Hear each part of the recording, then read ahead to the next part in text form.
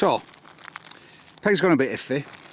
We've had a few skimmers come in, and as I touched on earlier, I always bring a few pellets because that's what these fish are used to eating. We've had a great session catching perch and roach and odd skimmers, but I've got a funny feeling that it's probably more skimmers wanting to feed than we're catching. And one very effective way to catch skimmers, probably because it eliminates most of the other fish, is pellets. Let me talk you through what I do to prepare a day's pellet fishing. Two ingredients that you need is some feed pellets. You'll have seen me do this before. I filled that with dry pellets this morning. I filled all the gaps up with water till the lid was till it was right up to the brim, and then popped the lid on.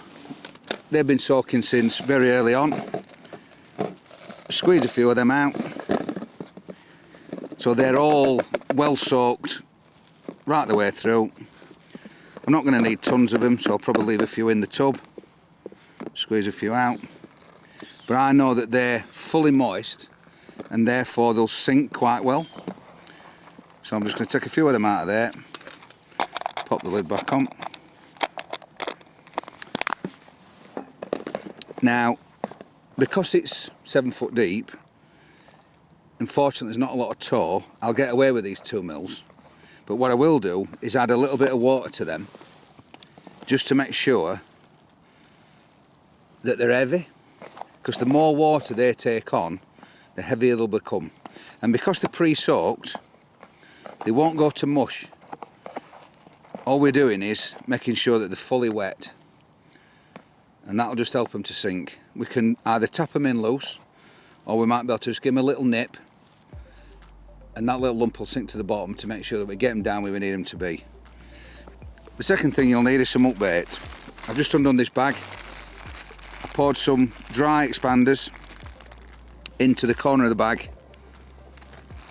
last night, put some water into it, tied the bag up, so it's basically a similar amount of water to pellets, and like made a little cone shape in the corner. And the idea of that is that the pellets can take in the water but they don't expand, because the restriction of the bag being tight like that means that they can't expand. So they take the water in but they don't blow and become too soft. And then I'll just drop them in a little bit of water, they'll be on my side tray, I can pick them out and they're firm enough to stay on the hook but not too dry. So let's go and see if we can make these work.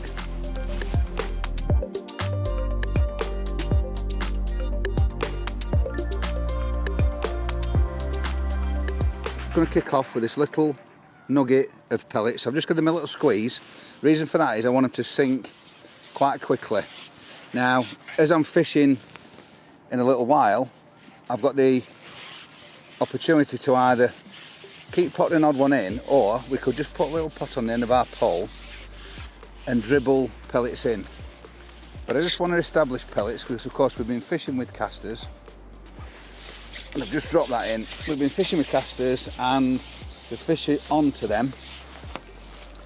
So I put a few more than I would normally if I were just kicking off to pellet fish. I'd probably put half that amount in. You don't need tons of pellets.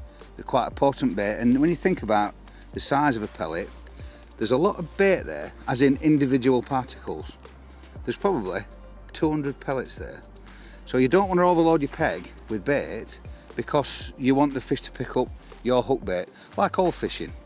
So what I'm actually going to do now is just adjust one of my rigs to suit this, and I'll explain what I mean by adjusting it. So the first thing I'm going to do is adjust the depth, because when you're pellet fishing you don't want as much line on the bottom as you ordinarily would with casters, worms or maggots. And the reason for that is because the way that the fish mouth the pellet. So I'm just going to plumb up. Now this should be over depth because that's how we've had it.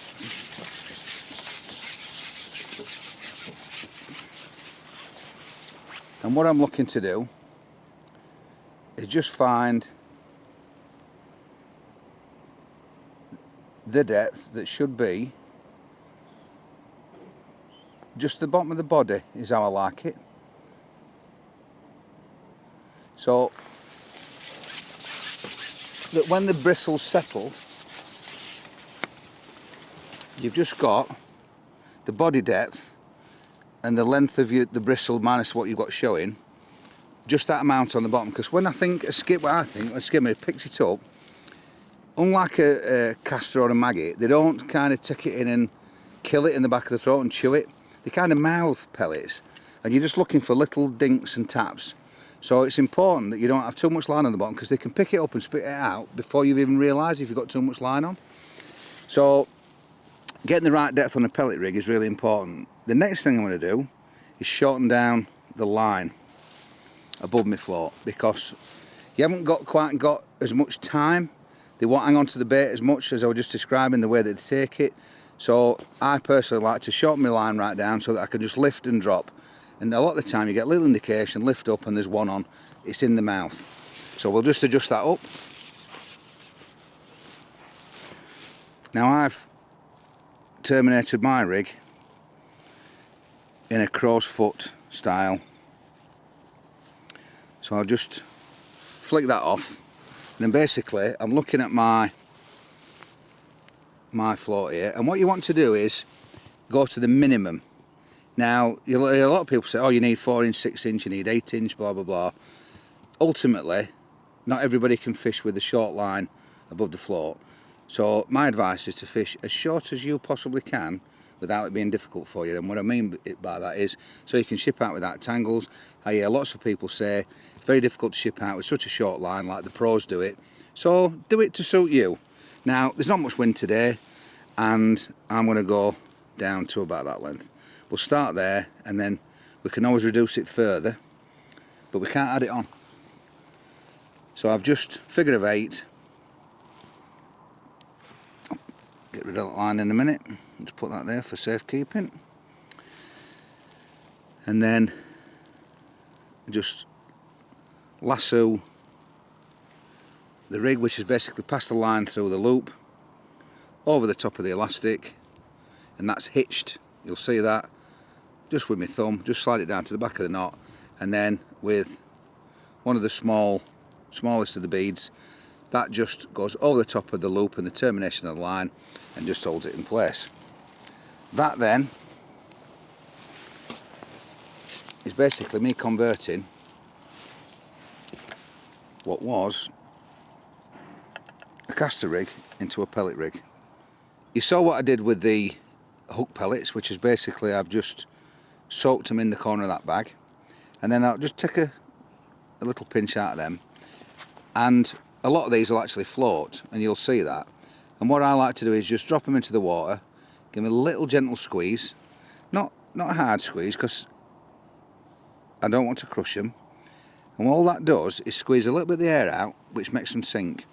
And a little trick I've learnt from a great angler called Steve Clark was sometimes you don't squeeze it quite as hard, so not as much air comes out, and the pellet will just fall slowly right at the end, and that just gives the skimmers more time to grab that bait. If you want them to sink quick because it's towing a little bit or there's a few little fish around, squeeze it a bit harder and it'll sink a bit faster. That's a cute little tip that Steve passed on to me that I found invaluable. So we've converted to pellets on a hunch, and obviously because we wanted to target skimmers, that's why we made that change. And we've been feeding pellets for 20 minutes or so, and we're starting to get a few indications. I think there is a bit more tow, underwater tow, than I first probably get it credit for.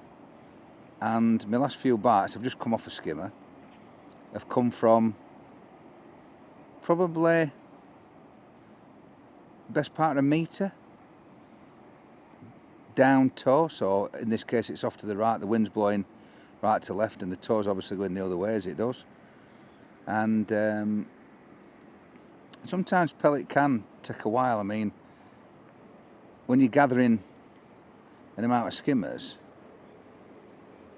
you kind of have to build your pegs slowly, and in my experience, pellet fishing, once you get it started, it just gets better and better. So patience is something you have to have.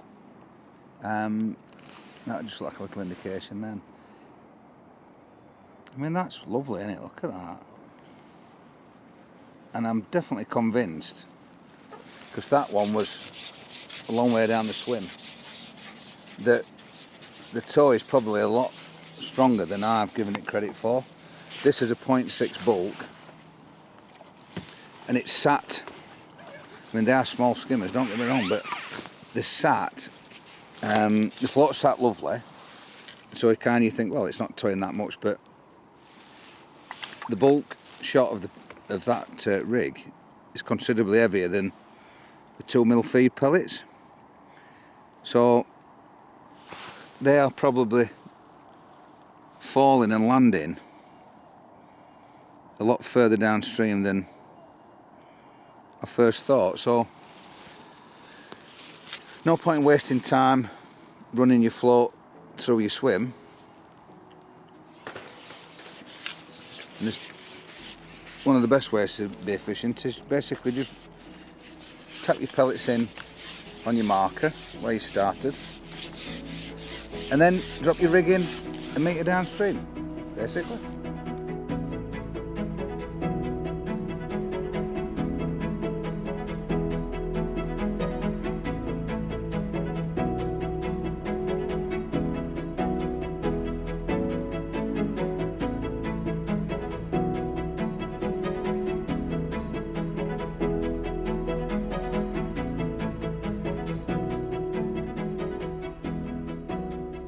And they are the sort of fish that pellets attract. Look at the difference.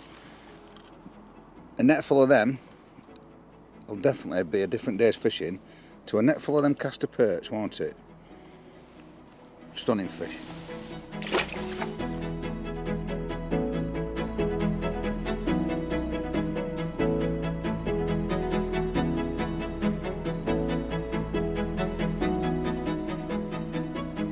And this feels like another good skimmer, and they are there, but I think it's just a tricky day where they're not particularly getting their heads down. But the pellet is without doubt, I think I described it as a selective bait, and that is the quality of the fish that it picks out. Because, don't ask me why, I don't know if it's because they prefer a quiet swim and the pellets put all the little silverfish off and the perch off, and that allows them to settle, but it certainly is very effective. So we've proved that, obviously, starting on casters like we did, catching fish, we could have sat there all day and probably filled our net with beautiful looking net of fish and been a really active day. But I just wanted to demonstrate that you can actually change your peg up and select different fish. So it's the same swim down the same line. I mean, obviously we even cropped down that rig and just showed you that we turned our bulk rig into a pellet rig just by basically shortening the line down, fishing just over depth and not further over depth like we did with the caster. 16 F1 911 F1 pellet hook there, and basically the similar bulk and 3 droppers. Tapping pellets in, what's not to love about that? So there you go, an interesting day's fishing here at Medlands.